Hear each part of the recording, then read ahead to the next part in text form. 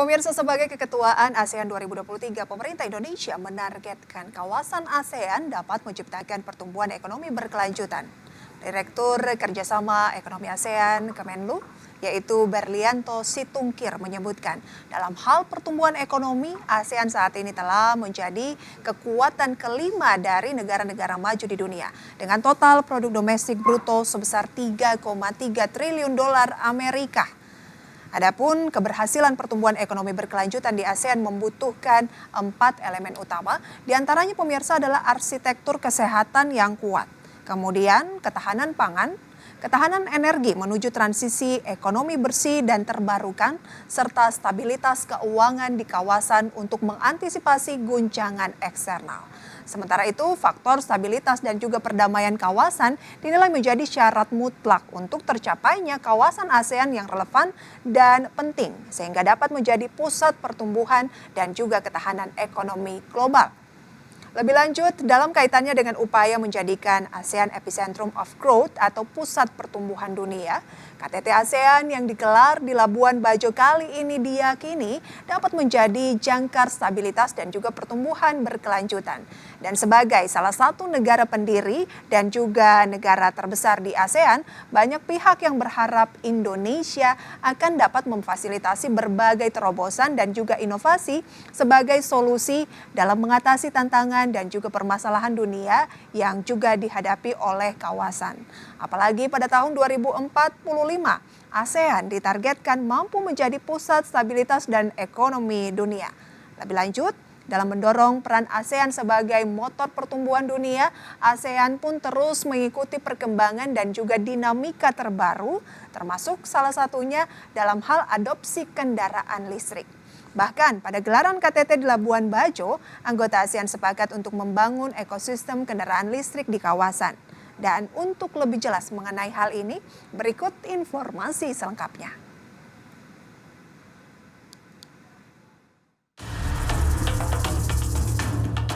Negara-negara anggota ASEAN sepakat untuk mengembangkan ekosistem kendaraan listrik di kawasan. Kesepakatan ini menjadi salah satu butir utama dalam mewujudkan visi ASEAN setelah 2025 yang memprioritaskan transportasi hijau untuk kehidupan berkelanjutan.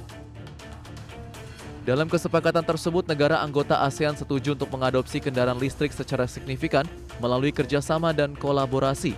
Di antaranya, menciptakan lingkungan bisnis dan iklim investasi untuk menarik investasi, meningkatkan infrastruktur dan stasiun pengisian, mengoptimalkan produksi dan penggunaan bahan dan sumber daya yang berkelanjutan untuk mencapai nilai yang lebih tinggi dari rantai pasok kendaraan listrik di kawasan, dan meningkatkan partisipasi usaha mikro, kecil, dan menengah.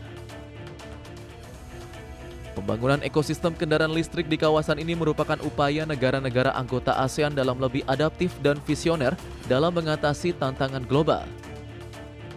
Dalam sambutan Presiden Joko Widodo sebagai Ketua ASEAN Leaders Interface with High Level Task Force, Presiden menyebut bahwa tantangan yang semakin kompleks membuat ASEAN tidak bisa untuk mengandalkan bisnis secara normal. Visi ASEAN 2045 harus lebih adaptif dan forward-looking, tidak boleh business as usual. Di diskusi kita hari ini akan mengelaborasi pemikiran yang out of the box dan transformatif. Oleh karenanya, para pemimpin ASEAN akan mendengar langsung laporan High Level Task Force dan rencana arah ke depan. Lebih lanjut, untuk membangun ekosistem kendaraan listrik di kawasan, negara anggota ASEAN akan memasang standarisasi kendaraan listrik berdasarkan pelatihan dan sertifikasi internasional. Standarisasi tersebut meliputi infrastruktur, spesifikasi produk, serta distribusi baterai yang akan diterapkan di seluruh negara anggota ASEAN. Tim Liputan IDX Channel.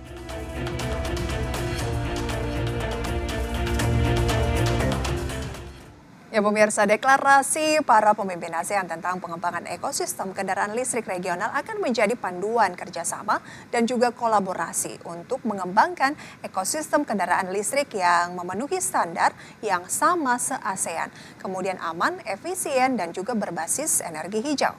Pemerintah Indonesia bahkan menyebutkan sebelum KTT, seluruh negara-negara anggota ASEAN sepakat pembangunan ekosistem kendaraan listrik perlu dipercepat. Sementara itu, kesepakatan yang diambil anggota ASEAN di KTT terkait ekosistem kendaraan listrik meliputi peningkatan infrastruktur dan juga stasiun pengisian.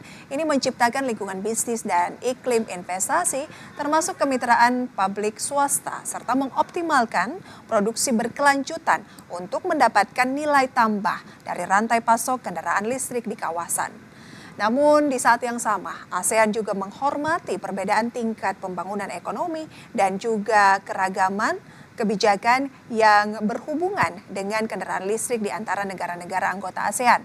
Adapun peran signifikan adopsi kendaraan listrik adalah bagian dari upaya ASEAN dalam mengurangi emisi gas rumah kaca dan mempercepat transisi energi, menjalankan dekarbonisasi di sektor transportasi dan juga mencapai target emisi nol bersih dan meningkatkan ketahanan energi di setiap negara anggota ASEAN. Selain pengembangan kendaraan listrik, berbagai faktor pendorong pertumbuhan ekonomi ASEAN juga dibahas dalam KTT. Tidak terkecuali penguatan kerjasama perdagangan bilateral antar negara ASEAN, seperti misalnya Indonesia dan Malaysia yang sepakat untuk memperkuat hubungan perdagangan.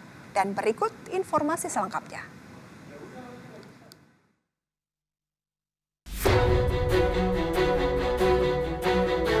Pemerintah Indonesia sepakat untuk memperkuat kerjasama terkait perdagangan komoditas kelapa sawit dan karet dengan Malaysia.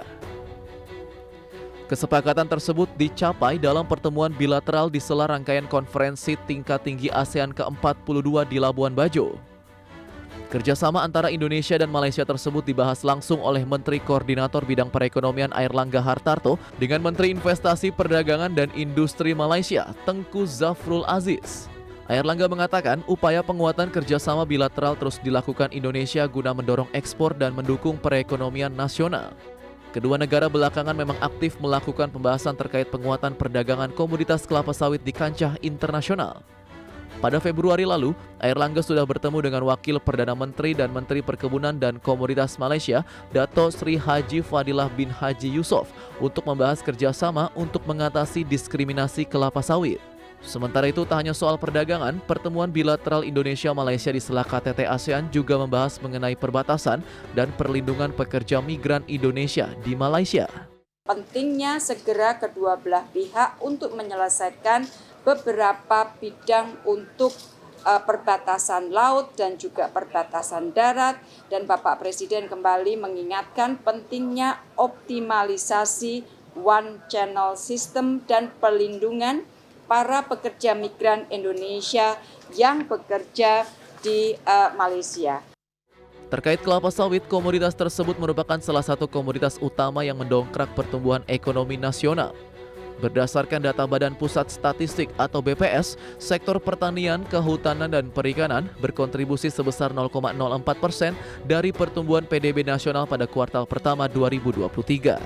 Tim Liputan IDX Channel. Ya pemirsa, di sela KTT ASEAN, Indonesia dan Malaysia sebagai produsen minyak sawit terbesar di dunia sepakat untuk terus memperkuat hubungan perdagangan kedua negara, terutama untuk komoditas yang satu ini yaitu kelapa sawit. Pemerintah menyatakan upaya penguatan kerjasama bilateral tersebut terus dilakukan untuk mendorong ekspor dan juga mendukung perekonomian nasional. Dan upaya penguatan perdagangan antar Indonesia dan Malaysia dalam hal komoditas sawit bukan hanya dilakukan di KTT ASEAN. Sebelumnya kedua negara juga telah sepakat untuk bekerja sama dalam memerangi diskriminasi terhadap komoditas sawit, di mana hal tersebut menanggapi terkait dengan meningkatnya kebijakan sepihak yang mempengaruhi kelapa sawit. Sementara itu, guna mendorong industri minyak sawit, Menko Perekonomian menyebut salah satu upaya yang dapat dilakukan Indonesia dan Malaysia, yakni fokus pada pengembangan petani kecil dengan meningkatkan ataupun peningkatan penyerapan produk di dalam negeri, serta mendorong percepatan hilirisasi. Penguatan aspek berkelanjutan kelapa sawit juga perlu terus dilakukan. Memangku kepentingan domestik juga perlu untuk merumuskan strategi dalam mempertahankan harga remunerasi minyak sawit. Mengingat sebagai kontributor pasokan minyak sawit global terbesar di dunia, Indonesia dan Malaysia ini diharapkan dapat memperoleh harga yang menguntungkan bagi berbagai pihak. Serupa dengan penetapan harga, perluasan akses pasar dengan tetap memperhatikan prinsip selektif juga penting untuk dilakukan. Ya pemirsa, pada akhirnya kita harapkan berbagai upaya integrasi ekonomi baik dari kerjasama bilateral antar negara anggota ASEAN atau kesepakatan bersama seluruh anggota ASEAN ini bisa memberikan loncatan pertumbuhan ekonomi bagi kawasan dan juga ASEAN ke depannya agar benar-benar mampu membuktikan diri sebagai penggerak utama pertumbuhan ekonomi dunia atau sesuai visinya yaitu sebagai epicentrum of growth ASEAN. Dan pemirsa semoga perhelatan di ASEAN ini juga bisa menjadi pintu untuk pariwisata Indonesia lebih berkembang lagi yang tidak hanya membicarakan mengenai hal-hal politik pemirsa ya, tetapi juga tentunya harapannya ujung-ujungnya adalah ekonomi Indonesia juga makin meningkat lagi. Kita cukupkan informasi di segmen ini pemirsa dan kami akan kembali dengan informasi lainnya usai jeda pariwara berikut, tetaplah bersama kami.